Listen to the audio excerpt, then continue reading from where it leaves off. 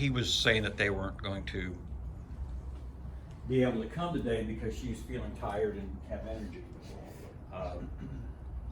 They have is it a PET scan this week? I think it's a PET And they're meeting scan, with, and then meeting with the oncologist Friday. That's what I know. Yes. So. Shall we wait until after we hear what the results are before we start deciding what we're gonna do for them? I keep getting these texts and people keep asking, can we bring you a meal? Can you bring me? And he's like, no, we're fine. Don't do anything right now. Okay. So I think we just ought to wait. Okay, we'll I don't- wait. yeah. Yeah. And I don't think he's not eating much. Right. So I would just wait until things finally get somewhat settled. So. Okay. I'm here. Okay, it's a good thing you don't have the punch clock. That is true. That is true. I did. Well, yeah. I Well, had to yeah. talk to her about volunteering downstairs in children's ministry, so. During this time? No, it's during second hour, don't worry, second hour. I made sure it was second hour. Okay. All right, so I'm going to start back at the beginning of chapter 12. We talked about last week. I'm not going to go into as much detail about the first 6 verses, but there's some things I wanted to cover that I didn't cover before. If we have time, I've got reviews set up, but I'm not going to do it unless we have time. All right, so one of the frustrations that we have when we look at Revelation is just trying to understand all the stuff that's in there. And so we're just going to take a real quick minute here, just kind of talk about symbolic codes. Prophecy is about symbolic codes. You know that when we read Ezekiel and we read all the other prophets, that when they're prophesying, we don't always understand everything they say. It doesn't always make sense for the moment. And so we talk about how sometimes the prophecy is a near meaning, which means it's like right now, and then a future meaning, that something that's going to happen in the future that it's really speaking to. It can also have a small scale and a large scale. The example of a small scale would be the one we talked last week about the woman. How on one level, on a small level, the woman could be Mary, giving birth to Jesus. But on a larger scale, we talked about how that woman is Israel. Okay, and so the reason here is that there's a couple things. Why do we use symbols? What's the purpose of symbols? And one of the reasons that symbols are used is because it requires effort on our part to read them and understand what they mean. You can't just open up Revelation and understand, if you have never read anything else, and understand everything that's going on. And I think that's intentional. The point here is that when you get to Revelation, you have to have a foundational understanding of what the Bible's about. You have to have some experience with the Old Testament to understand what John's writing in Revelation. If you don't, then it just sounds like gobbledygook. It doesn't make any sense whatsoever.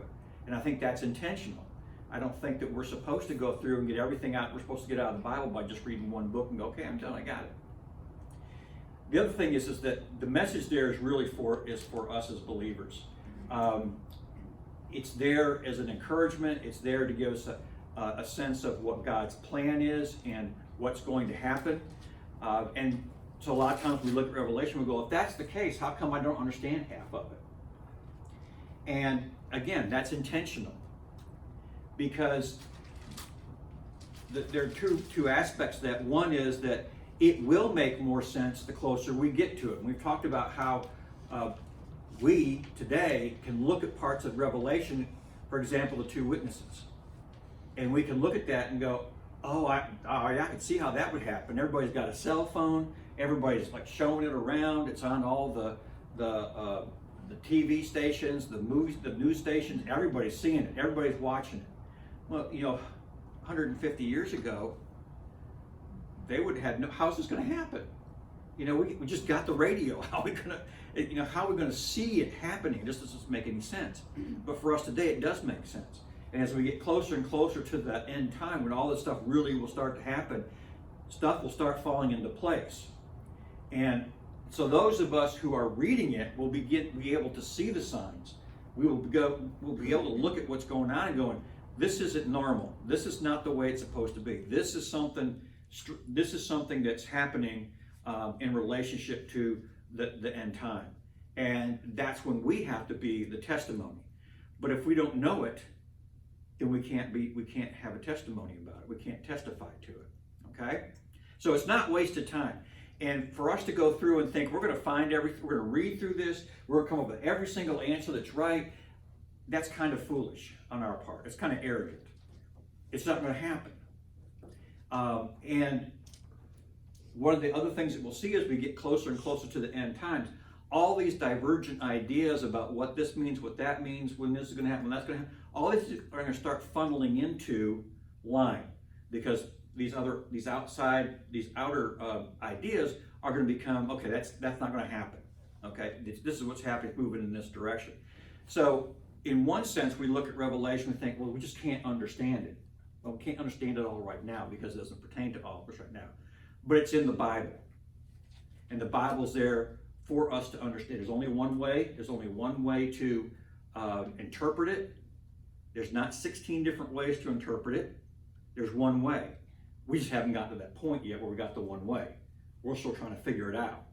Okay, so don't look at all these different ideas and go, well, it means this to them and this to them and this to them and this to me, so it's all, it's not. There is one solution to it, one explanation. We just haven't gotten to the point where we're with our little pea brains able to actually determine what that is in all the cases. Okay, but we're getting closer, which is a good thing, which is a scary thing. Okay. The other thing is this, and this kind of struck me as I was watching one of the videos. I think one of the things that frustrates Christians more than anything else is, when is the rapture going to happen? If I just knew when rapture was going to happen, I would just be happy, happy, happy. I don't care about the rest of the book. I just want to know when the rapture is going to happen. And there's a reason why there's reasons why we don't know what the date is. One is because he wants us to live expectantly. Okay? He doesn't want us to mark a spot on the calendar and go, okay, now when I get 30 days out from the rapture, I'm going to get serious about being a believer, about being for Jesus. I'm really, and as it gets closer and closer, I'm going to be out there because I know the next minute I'm gone. I can say whatever I want and then I'm gone. That's not the kind of discipleship God wants us. He doesn't want us to be those kind of disciples. The other thing is this. Who's the other big player in all this Revelation stuff? Satan. And one of the things that frustrates Satan is, when's the rapture going to happen? When's the end times going to happen? He doesn't know. And I was like, no, he doesn't know. And that's why when we look through history, we see all these types of antichrist throughout history. Is that Satan is he's just doing a crapshoot, and he's like, okay, this is when it's going to happen. And so he has someone that rises up, and we've got all these types of antichrist throughout history, where we go, well, surely, the people then thought, surely this is the end times. During World War II, Christians were like, well, surely this is the end times. And not only did they have Hitler, but they had Stalin as well. And they both did the same amount of damage to the Jews as the other one did. Hitler just seems to be the one everyone focuses on, but Stalin was in many ways much worse than Hitler was. If you were a friend of Stalin, you were going to be dead at some point. I mean, he killed all of his friends. He was just that warm and fuzzy of a guy. But so if you're going through that trauma, you look at that and go, well, surely nobody could be worse than this. So why is history important? And I always have to explain to people why I got a degree in history. History is not boring. Yes, it is. No, it's not. If you were my teacher, it wouldn't have been boring. Well, thank you. I appreciate that. Which grade would that have been? 5th grade? But, and let me say this. This is a little, I always give this little speech when I talk about history. The reason so many people hate history is because for so many of us, it was all about memorizing dates. Mm-hmm. And history is more about dates. Obviously, there are dates that are important, but it's not about memorizing dates. It's about looking at events and people and how it all, that's the thing that fascinates me about history, is how all this stuff intertwines with each other, and you're thinking, well, how did that have any impact on it? But anyway, I digress. So Satan doesn't know when the rapture happens. If we know, if it's in the Bible, it tells us when it's happened, Satan knows. So he knows when to start everything. Right now, he's kind of what is it? Yellow Mishler was alert. saying that, huh? Yellow alert. Yeah, yellow alert, amber alert, yeah. That every time that Mishler says that there is a time when the last person will become a believer before the rapture, and when that happens, then the rapture will take place. So he says every time that someone, there's a clock in heaven or a counter in heaven, and every time it ticks when someone becomes a believer, Satan thinks, well, this is it. No, that's not it. And another one ticks. So he's constantly on this nervous breakdown trip. But at any rate, so that's why some of it's confusing, is because it's meant to be confusing. It's meant to be a shadow to us that we can't totally understand.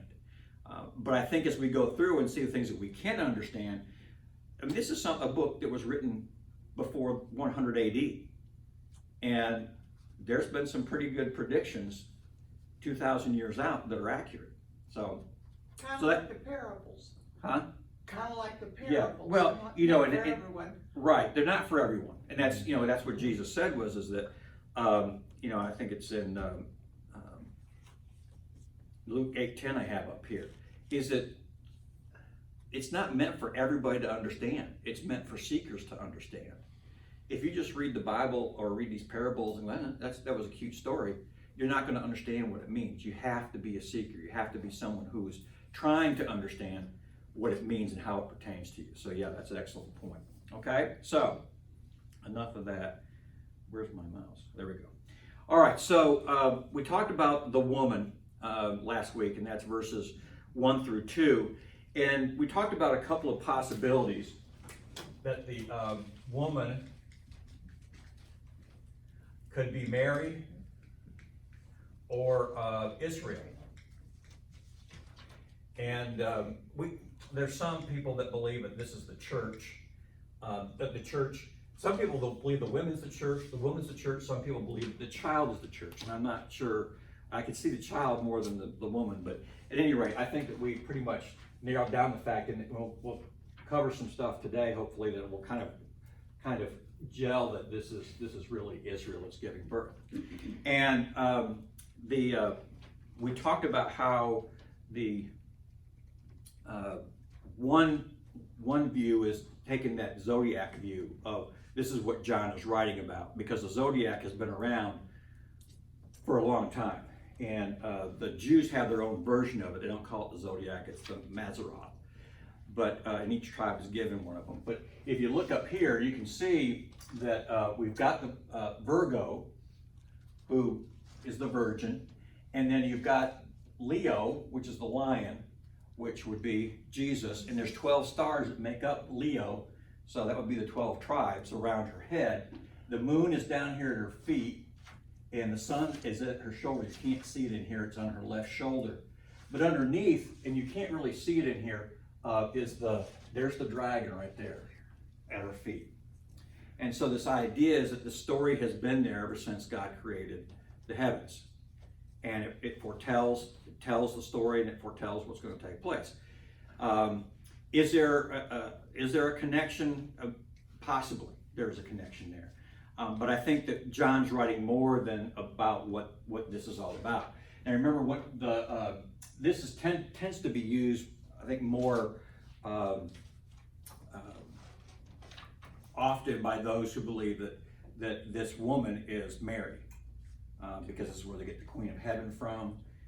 And that she's the Queen of Heaven, and so that's just another possibility, is that he's speaking to this, that this exists in the stars, and that we talked then about Israel.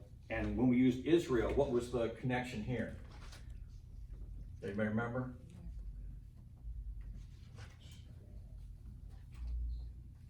Remember, it's Joseph. Oh, yeah. Joseph in his dream, the 12 stars bowing down, his mom, his dad. Okay, so anyway, so that's kind of what we're dealing with in that situation there. Then we talked about the red dragon.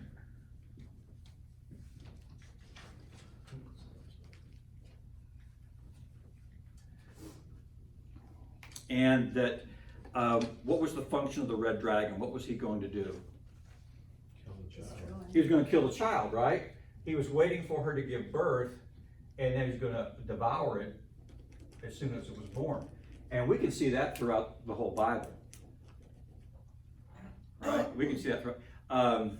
Chuck Mishler believes that Cain and Abel, that was motivated by Satan. And then you've got these other instances down throughout history where whenever Israel is having these issues, it's them getting their, Satan trying to stop God's plan. Remember, the whole purpose here is to stop God. Stop God's plan, because God's plan means what? It's his destruction, right?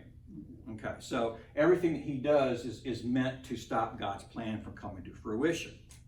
Okay, so that would have taken place throughout history, not just when Jesus was born. Okay, so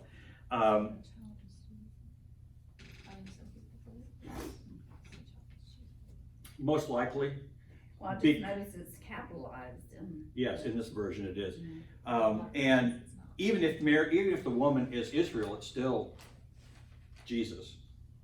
And this is where some of the denominations believe that the child is the church, and that Israel, they give birth to the church. And I'm not sure how that works out, but at any rate, we talked about the beast, his description, and that Tom Bradford believes that it's really kind of a hybrid, that essentially all the beasts that are talked about in Daniel are conglomerated together into this one beast for John.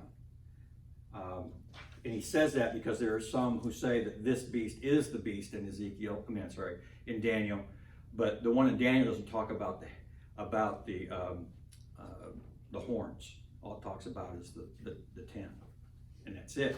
So you're making this connection with, well, because there's 10 and 10, then they're both the same, and that's not necessarily the case. So we talked about that. And I'm going to skip this. All right, then the male child, we said was Christ. And one of the reasons that we talked about that is this description here in the first part. She gave birth to a son, a male. We talked about the two words that are used there. Basically, what's happening here is that the words that are used, the Hebrew words would have been Ish and Ben Adam. And if we were to read this in the Hebrew, this would be a son, a human being. So what does that mean? Well, that means that this cannot be a tribe, it cannot be a group of people. It's an individual. That's one of the stronger arguments for why this child is Christ. Okay, it's not a tribe, it's not a nation, it's an individual that's being given birth to. Okay? Make sense? Okay. All right, so now the other thing is that he's going to rule with a rod of iron. And it's interesting that this is kind of an idea that we today have a hard time accepting, that Christ is going to rule with a rod of iron, because we're in this culture where it's discipline and punishment are bad words, and everybody has a reason, and we got to find out what the reason is. And I'm not saying all that's necessarily bad, but we have this real problem with punishing and disciplining people who do wrong. But when Christ comes to rule, that's not going to be the case. By the time he comes, his power and his rule will be based on justice. And justice means there's going to be those who get punished and disciplined for not choosing God and choosing Christ. Okay? So this rod of iron shows his authority that he will have to judge the people that are on earth when he takes over. Okay? And it says, and her child was caught up to God and to his throne. And that's an interesting side thought here, is that if you read that, what would you think that was talking about? It says, what does it say? It says, who's going to rule the the nations with a rod of iron, and her child was caught up to God and to his throne. What would you think that? The ascension, right? The ascension. But how is the ascension typically talked about? It's him going up, right? And they watch him go up. The word here, caught up, is harazo, which is the same word that's used for the rapture. I mean, it's like basically snatched. You know, it's like instead of taking someone to the office, you snatched them by the hair and dragged them to, I mean, it's like, it's up in a moment, it's like grabbed up. So there's a situation here, they believe this is kind of, some believe that this leads to the idea that that's talking about the rapture. When he comes to get us, that boom, the rapture will take place. Whether that's true or not, I'm just throwing it out there as a possibility. Okay? All right, so we talked about that. Okay, verse 6, then the woman fled into the wilderness where she had a place prepared by God, so that there she would be nourished for 1,260 days. We talked about that. Do you remember that video, that wonderful video you watched about Petra? And that's one thought. We don't really know. I saw another one where it showed that they were possibly going to end up someplace in Egypt, because that's where Jesus went when Mary and Joseph took him. They went to Egypt. I don't know, and I don't know what we really know. It's just the desert someplace. And this is probably going to be a local situation, because not every Jew in the world has access to a desert. Okay, so, but Petra seems to be a pretty good fit. It's got that entrance that you can't bring a whole army through. There are 2 reservoirs there for water. If it floods, you can't get out. When it floods, it floods. And we also talked about how I had seen someplace where supposedly there are groups of Christians that have started storing food. I don't know where they're storing it there, but that video is kind of interesting, is how many caves there were, and that it's a lot bigger than we think it is. So, like I said, it's anybody's guess. I don't have my Bible here, but isn't that in this passage that the dragon tries to use water to flood them out? Yeah. So, okay. Yeah, we're going to get to that. Oh, I'm sorry. Nope, it's fine, Bert. It's fine. it's all I good. really don't want to teach. Okay. All right. So again, and we're probably, when we're talking about the numbers here, I know the last time we talked about this stuff was kind of confusing, but when we're talking about numbers here, they're most likely are the accurate numbers. So they really will be. So when will this happen? When the woman flees, it'll be mid-trib. That midpoint between the 7 years. Because Is that what 1,260 days is? it's 3.5 years. It's 3.5 years. Yeah. Okay. All right. So verse 7, the angel Michael. Now we've talked about and that whole section that John just gave to us is kind of a panoramic view of history. Some of that stuff already happened. Some of it's going to happen. It's just kind of this overarching view of, and again, I think it's partly of what he's seeing, and he's trying to catch his breath to kind of, okay, this is what I've seen. Let me just stop for a second and show you, tell you everything I've seen so far. So it's just meant to be a panoramic view of God's plan. So verse 7 says, and there was in heaven, there was war in heaven, Michael and his angels waging war with the dragon. The dragon and his angels waged war, and they did not prevail, and there was no longer a place found for them in heaven. And the great dragon was thrown down, the serpent of old, who is called the devil and Satan, who deceives the whole world. He was thrown down, or cast out, to the earth, and his angels were thrown down with him. I put that in parentheses. Okay, that's me. Okay, so we're looking at what's happening in heaven, and how many of you think of, when you think of heaven, I don't want to go there because there's wars going on there, man. I just want to be part of a war in heaven. No, we usually think of, just think about the way when you were kids, it's like we're brought little angels, we're floating around playing harps, we're on clouds, we're all dressed in those little diaper things, and we just don't think of it as a place of war. But in a real sense, what's happening in heaven is taking place on earth at the same time. It's good versus evil. Now this war in heaven is, this is how, I shouldn't use this word, but how stupid Satan is. Or arrogant, let me put it that way. Right, when Satan, I didn't read this part when we talked about the red dragon. What fraction of the angels did he take with him with his tail? A third. A third, right? So here's like Satan's team is 1/3. Jesus's team, 2/3.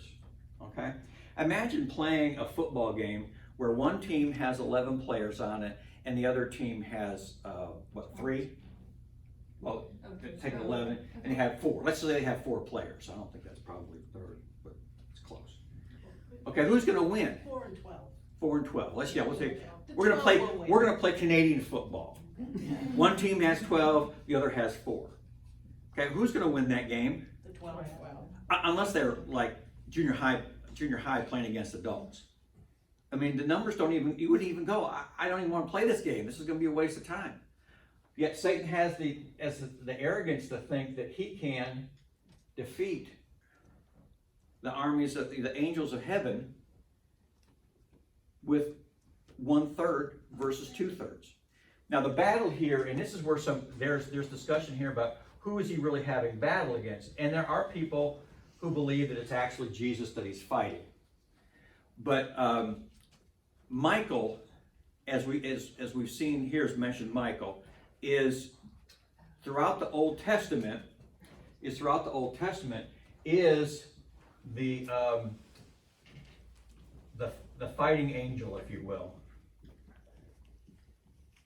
He is called an archangel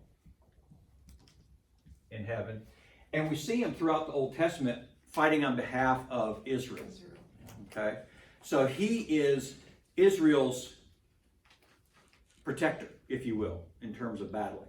So we've got Michael and Satan in this battle over who's going to take control of heaven. And for this to happen, Satan has to be believing that the time is coming close. Time's running out. Or he wouldn't be doing this. This is desperate. Okay? And because, partly because of the numbers, the dragon loses, and he and his angels are cast out of heaven. Well, cast out is not like, okay, you guys can go out, there's the exit door, you can leave. This is being thrown out and locked out. So what does that tell you about Satan right now? Where do most people think Satan is right now? In hell. Yeah. Because that's where our culture says. He's down there sitting around with his red horns and his pitchfork, and he's not. Standing before the Father, accusing the brother night and day. That's right. That's exactly what he's doing. He goes before God and says, look, Nancy messed up big time here. She's not one of yours. And he does it for each one of us. And that's what he's doing right now. And we know that when we read the book of Job. That he did the same thing. He went before God, and God said, where you been? He goes, I've been walking on the earth here and there and everywhere. And he said, God says, have you seen my friend Job? He goes, yeah, I have. He says, he's pretty cool, isn't he? Satan goes, yeah, of course, you protected him. He's got everything a man could want. And so this idea is that he's going to prove to God that Job, if you take everything away, he will reject God. And that's what the whole book of Job is about, in case you didn't know.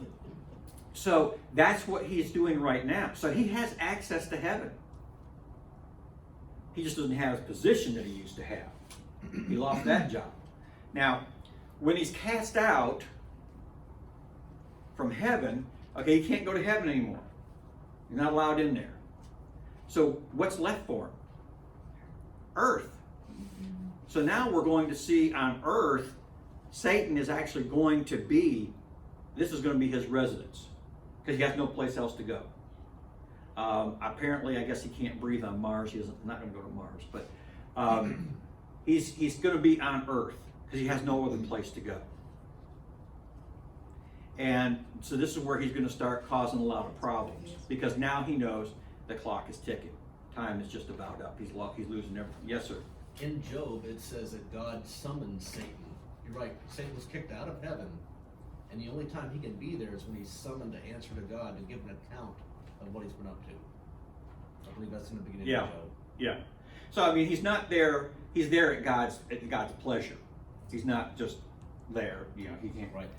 So yeah, so he's got God's ear at God's when God wants it to be there or allows him to be there. So, so at this point, from this point on, no, he's not going to have that. God's done with it. Okay.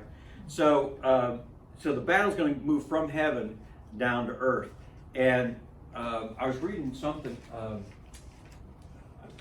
That there will actually be 3 groups on earth at this time.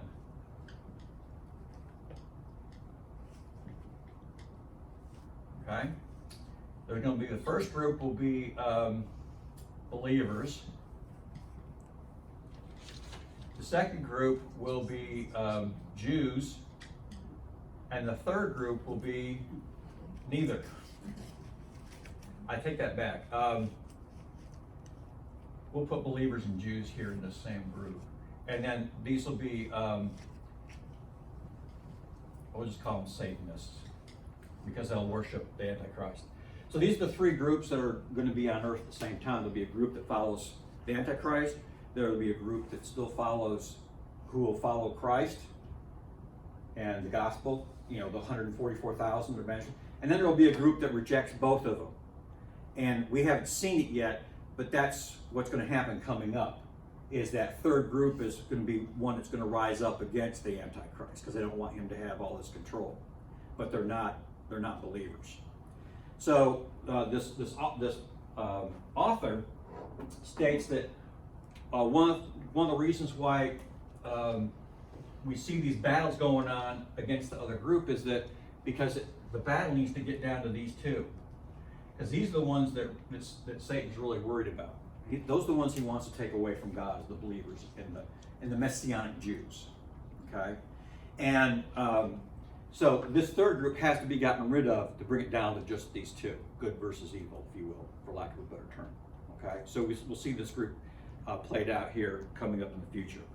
So anyway, so you throw down, and given the dragon, we know who the dragon is for sure now, because it says in this verse here, he's the serpent, he's the devil, he's Satan, and a deceiver. He has those 4 character qualities.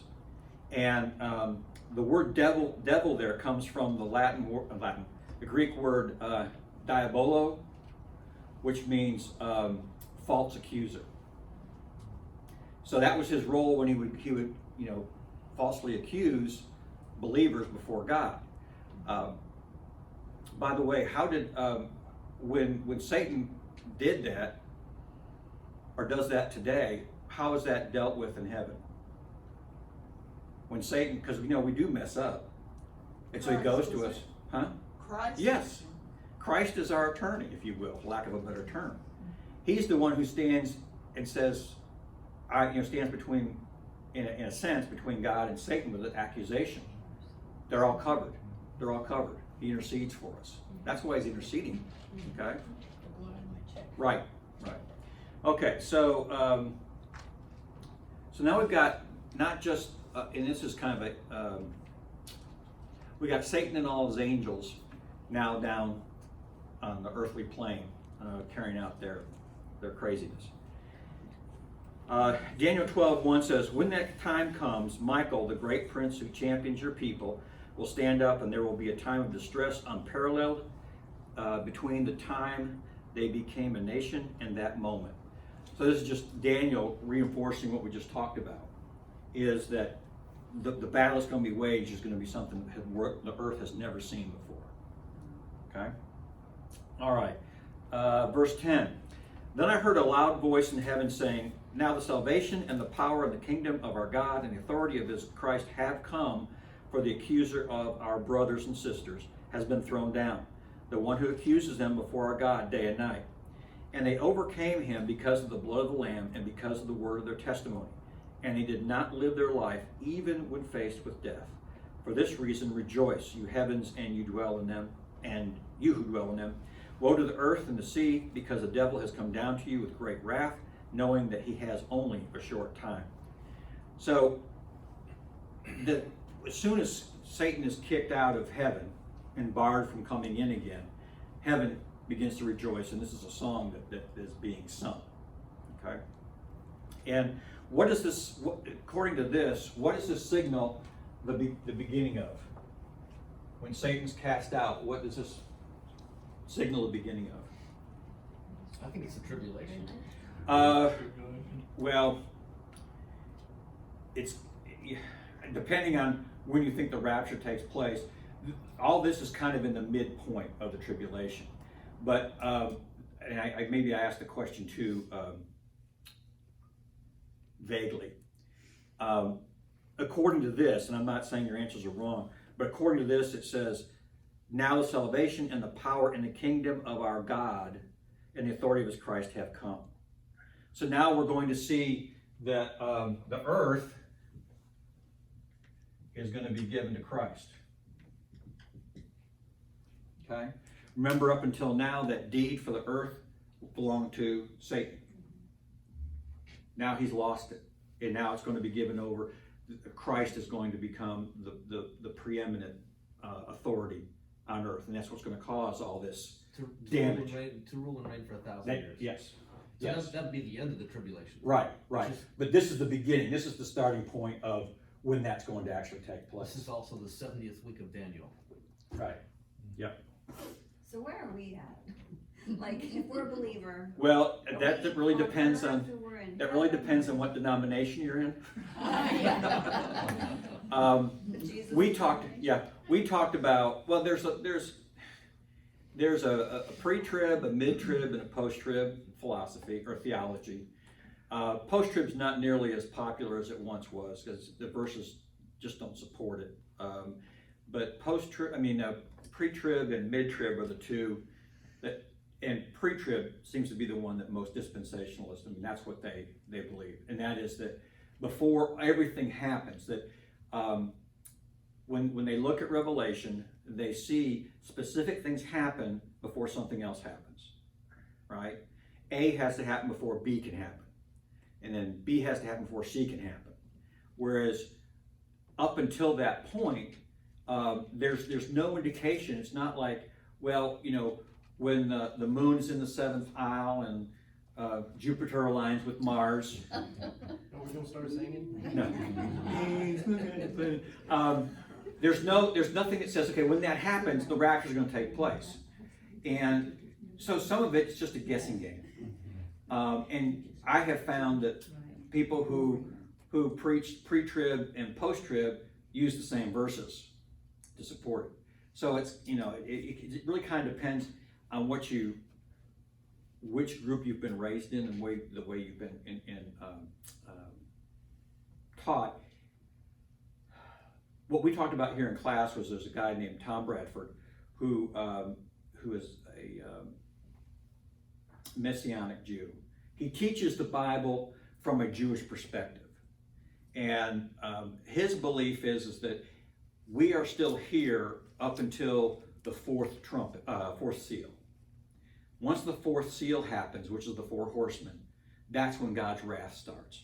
Because everything up until that point is a natural event. It's not God interceding and causing this mass destruction and this wrath. And that there are things that are just like the plagues in Egypt, where we have some of those plagues where the Jews were impacted by the plagues as much as the Egyptians were. They were there and they were going through it, but then they reached a point where God said, okay, you're not going to experience this, it's just for them. And I kind of like that because it gives us an indication of where it might take place. It seems like a natural. I'm not saying that's the way it's going to happen. And I can tell you that I would love it if we were gone before all this stuff happened. But again, to a certain extent, we really just don't know. it really comes down to if we go in a twinkling of an eye, and a person's working next to another, and all of a sudden they're gone. There's no like after the great earthquake, in the twinkling of an eye. So there's nothing to really kind of signal that it's going to happen. And so I think that's why a lot of people believe that accept the pre-trib, the 7-year period, as at that beginning. That's when the rapture, and then that's when the rapture happens. That's the signal for everything else to take place. Okay. So I didn't really answer your question, except to say that We don't know. we don't know. We don't know. You answered. And I just wanna know. yeah, that's fine. I don't have a problem with questions, because we're all asking the same questions. But and there are discussions about, and some people will use Noah as an example of how God, pulled Noah and the faithful out of the destruction, and yet they were there when the destruction took place. They were just protected from it. They weren't moved out of it.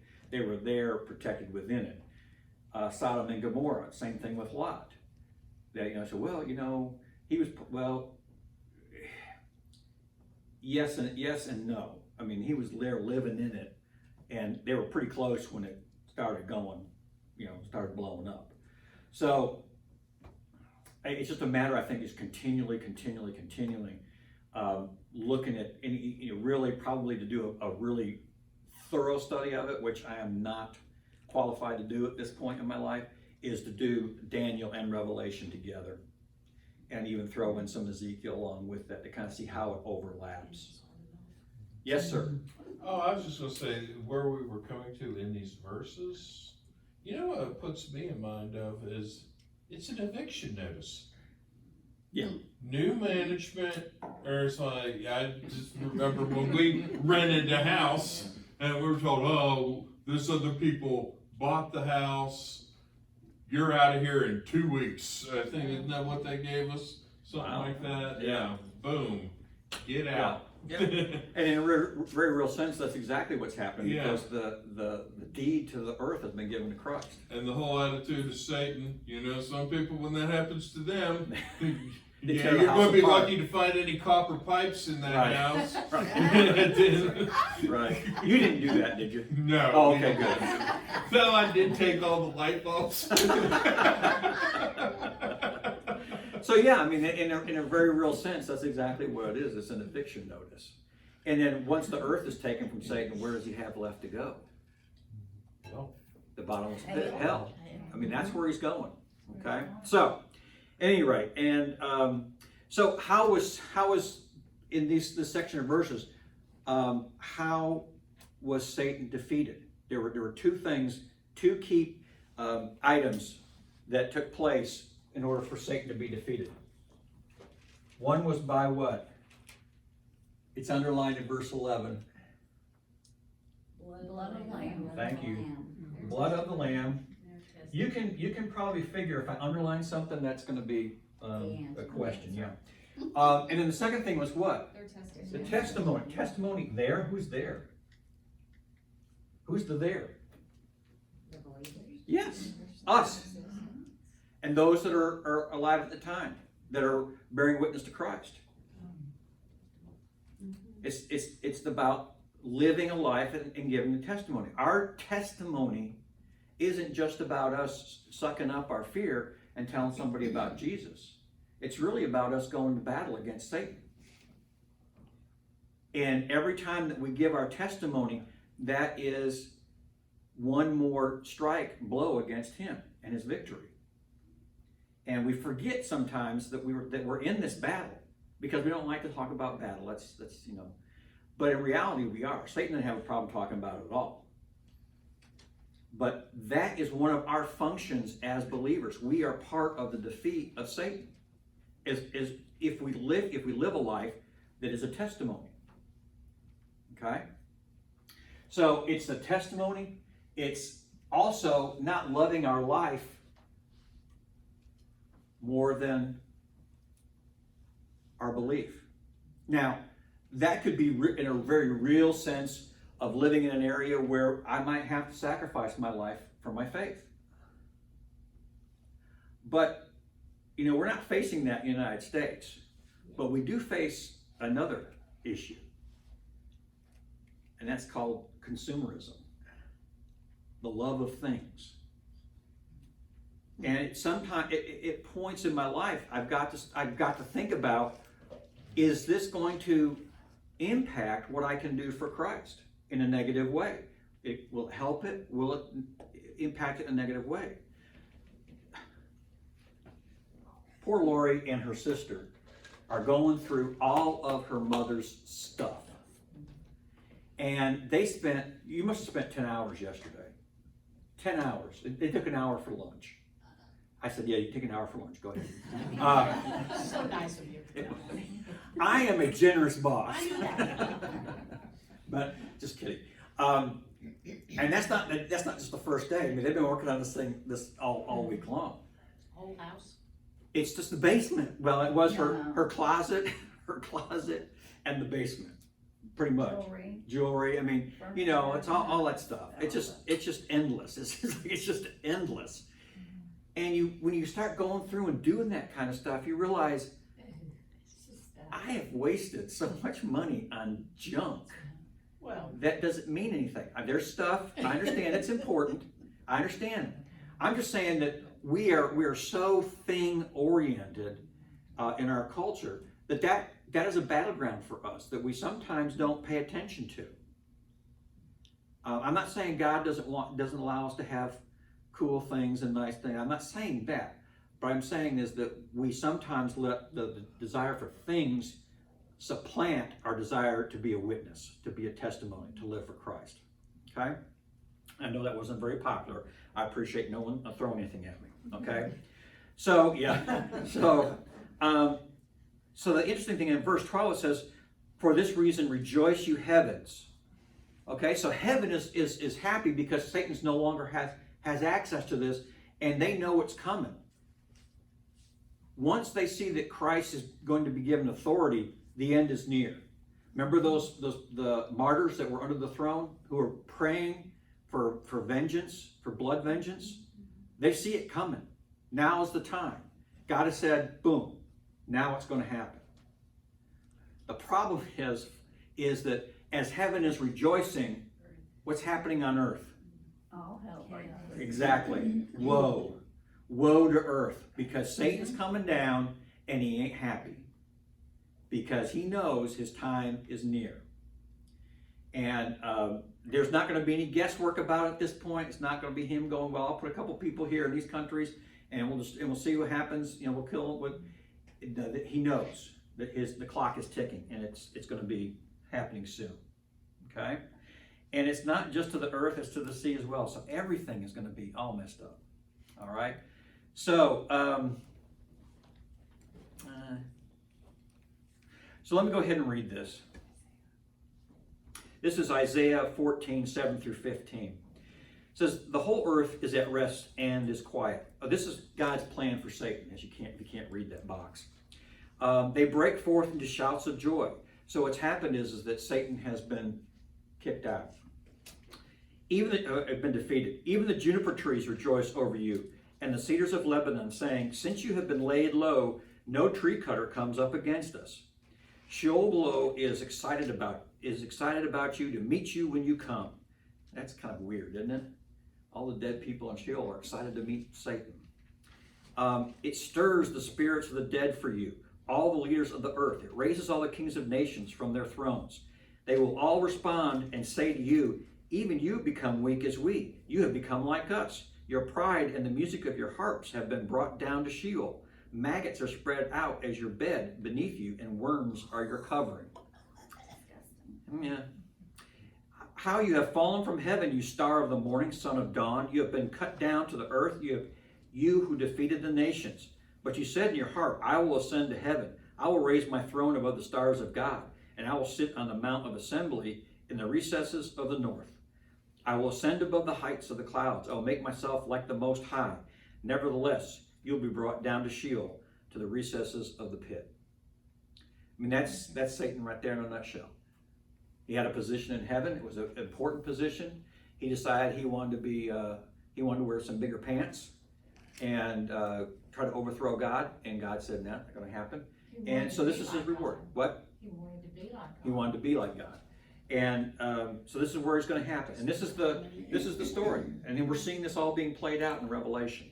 Okay? And he's going to be, think about this. He has the arrogance to think that he's as powerful as God, and yet he's going to be mocked by the very people that he created and their power in hell. He doesn't learn. No, he doesn't. Okay. So verse 13, and when the dragon saw that he was thrown down to earth, he persecuted the woman who gave birth to the male child.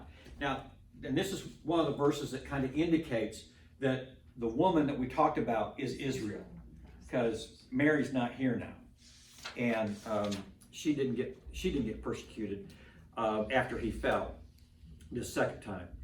But the two wings of the great eagle were given to the woman so that she could fly into the wilderness to her place where she was nourished for a time, times, and half a time, away from the presence of the serpent.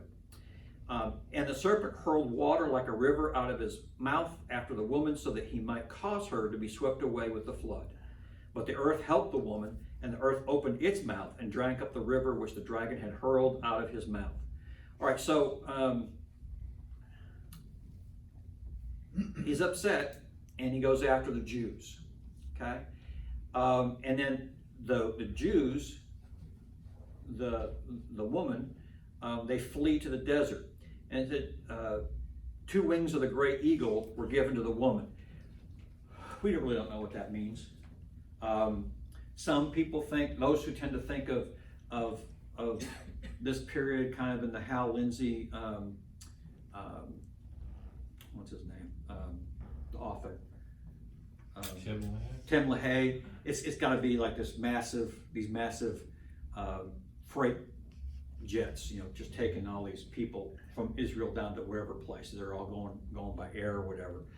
But typically in the Old Testament, we read this kind of thing. The eagles, meaning God's offering them protection and swift removal from danger. So it's very possible that that's what this means here, is that they're able to flee. They flee quickly, and they're under God's protection while they're fleeing. Whether they go to Petra or someplace else, again, we don't know for sure, but that's kind of what this relates to here, is that quick movement from Israel to a place in the wilderness. The wilderness, most of us think of the wilderness as being a very barren place we don't really want to go on our family vacation. Hey, let's all go to the wilderness this week. That's usually we want to go to Disney instead of Disney World. But the wilderness for Israel was an important place, because the wilderness is where God protected them when he took them out of Egypt, and he also disciplined and trained them. So it was a place of protection. Well, as long as they were in the desert, the chances of being attacked by a major nation was going to be minimal, because no one wanted to go out there, to fight them, and then, had to try and get back and all kinds of stuff. Bert? I was just going to say, there's another theory about the wings, that it might possibly be a reference to the United States helping them. Yeah. To get to wherever they needed to get. Yeah. Well, that's not going to happen anytime real soon. Yeah, I we don't have to think. wake up for that. Yeah. And I have heard that as well. And it's it's probably one of the only situations where you can actually say maybe the United States. Mark Carell points out, though, the United States is not the only country that uses an eagle as its national bird. I mean, there's probably another 20 nations. So I think to a certain extent that's probably American Christians trying to say, yeah, we still have a play in this game, that we're not totally lost. But I have heard that one. Thanks for sharing it, because I'd forgotten it. So that's a place where they're going to be protected and nourished. So they're going to be fed, not just physically, but spiritually as well, just like the Israel was in the desert. God met their physical needs with the manna and the morning dove. Was it doves? What was the bird? Huh? A raven, wasn't it? Quail. No, it was quail. It was quail. Yeah. Quail. But also fed them spiritually. That's where they got the law. That's where they got their teaching. That's where they got who God was, the tabernacle. All that stuff took place there. So that's going to be what's going on, not just a physical nourishing, but a spiritual one as well. And again, we got this time times a half a time, which relates back to verse 6. So that's a 3.5 year period. And then in verse 15, Bert says, and the serpent hurled water like a river. Don't know really what that means.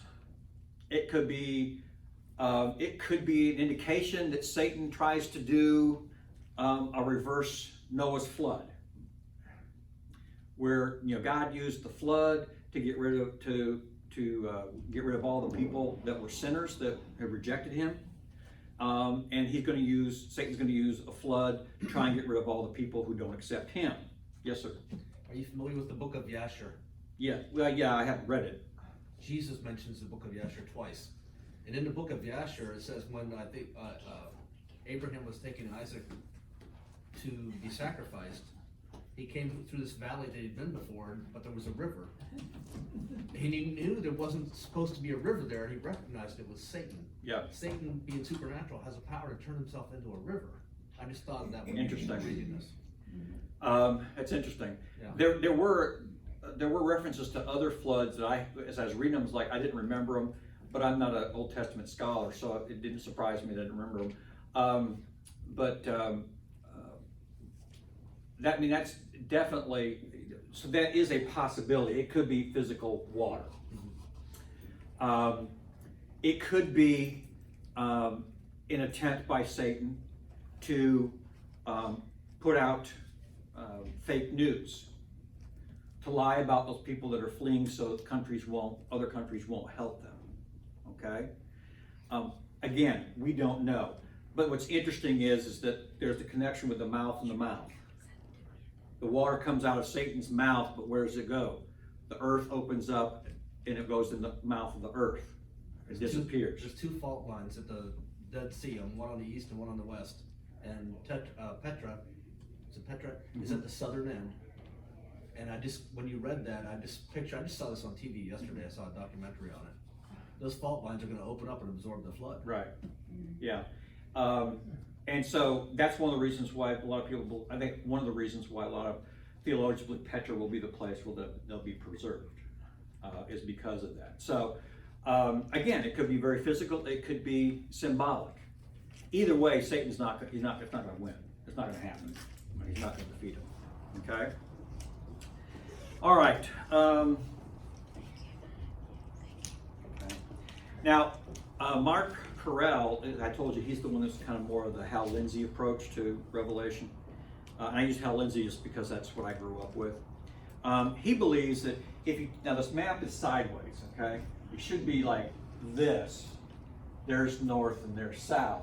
He states that if you look at the mountain range along the east part of the Dead Sea, it creates an eagle with two wings. Now, again, you have to kind of look. But what I did was I said, okay, I see what he drew. So I went and looked at a map of a satellite map of that region. And I didn't get necessarily the bottom and the feet. There's feet that come down here, but that head up there, you can see it when you look at a map. You can see that head sticking out. So again, is that what they're talking about here? Don't know. That's just another idea that's floating out there about why where they're going to end up. Okay. All right, so the dragon was enraged with the woman and went off to make war with the rest of her children, who keep the commandments of God and hold to the testimony of Jesus. So the people that are fleeing are not going to be just Messianic Jews. They're going to be people who know it's time to get out of Jerusalem because things are not going to go good. Remember what's going to happen at the midpoint. The temple's done, Antichrist goes in there, and what does he do? Some kind of something to abomination of desolation. Does that mean he's going to sacrifice it? The theory is, or one of the theories is that he just creates a statue of himself in there, and that people are coming to worship him. Another is instead of sacrificing a lamb, he's gonna sacrifice a pig, which is what happened with the Maccabees. So at any rate, that's the point, and there are going to be a lot of people that are going to say it's time to get out of town. And so we know that not everyone is going to leave, because it says here, went off to make war with the rest of her children. So he's tried to get the people, let's just say they're in Petra, for the sake of discussion. He's tried to destroy them and can't do it. So what does he do? He goes and attacks he goes after the ones that are left behind, to steal Tim LaHaye's term. Because those are the rest of the ones, so not all of the believers at that time will flee, or will be able to flee. They'll still be around. And so he will go after them. And what are the two characteristics of these people that he goes after? Keep the commandments. Keep the commandments and do what? Okay, so, and I'll try and wrap this up. Hold to the testimony of Jesus. So, do you and I do that right now? We try. Do we? Sorta. Sorta. What is it saying? What are the commandments? What's another way of describing the commandments? Love God and your neighbor. In a big sense, what are the commandments? What is that? The law. The law, right? That Moses gave to Israel. We don't keep the 10 Commandments. We don't keep the law. We don't. There's a lot of in the law that we don't do. We don't keep the Sabbath holy. Well, you have to define what day the Sabbath is. Sabbath is Sabbath. See, that's the discussion. That's kind of what starts to happen as we start, and that's kind of the history of the church. Now, all I'm saying is that when it says they observe the commandments, they are observing the law and they are worshiping Christ. Okay? And that's what's going to set them apart from the rest of the people there. And we talked about how this tribulation period is kind of remelding back of the law and the gospel. The gospel doesn't, see, I think too many Christians today say the gospel takes precedent over the law now. Whereas here, it's not like, well, they do this, but then they also kind of play with this. They do both. They both have the same power. They both have the same position. They both have the same authority. Okay? That's just something to chew on. Okay? Already quit eating bacon. Come on. You're killing me here. I'm sorry. It's not me. I do the same thing. I did the same thing. So you and I are in it together. But it's something that we've got to look at seriously, and I mean, these are decisions you have to make for yourself. These aren't decisions that someone else can make for you, and then you can stand before God and go, well, my preacher said this, so I did. Now I'm gonna blame it on you. Yep. Well, what am I telling you to do? He's going to go, well, he told you and you wouldn't listen to him. So, at any rate, this is a characteristic at the end time, and I'm asking, should we not have that same characteristic now? No. And we've read elsewhere that that if we don't observe the law, we will still get to heaven. That doesn't determine. I mean, if you eat pork now, that's not going to keep you out of heaven. Let's just say that you believe that. No, that's not what I'm saying. I don't want to go down that path right now. Let's just stop. I don't want to flesh it. We don't have enough time to flesh it out. So at any rate, so next week we'll hit chapter 13, and this is where the fun's going to start. So, yeah. Any comments or questions? You did a good job.